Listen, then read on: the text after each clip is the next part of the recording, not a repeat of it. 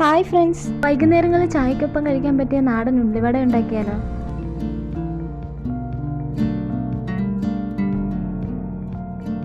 അതിനായി 3 സവാള നീളത്തിൽ അരിഞ്ഞതിലേക്ക് ആവശ്യത്തിന് കറിവേപ്പിലയും പച്ചമുളകും ഉപ്പും ഇഞ്ചിയും ചേർത്ത് നല്ലതുപോലെ തിരുമ്മിയെടുത്ത് 15 മിനിറ്റ് റെസ്റ്റ് ചെയ്യാൻ വെക്കുക.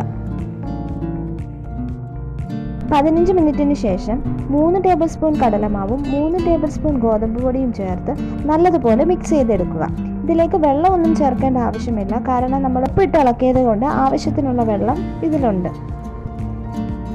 നല്ലതുപോലെ മിക്സ് ആയതിനു ശേഷം നമുക്ക് ഓരോന്നായിട്ട് പൊരിച്ചെടുക്കാം. നാട്ടിലൊക്കെ ഉണ്ടാക്കുന്ന ഉള്ളിവടയുടെ വലിപ്പത്തിലല്ല ഉണ്ടാക്കുന്നത്, ചെറിയ ഉള്ളിവടകളാണ് ഉണ്ടാക്കുന്നത്.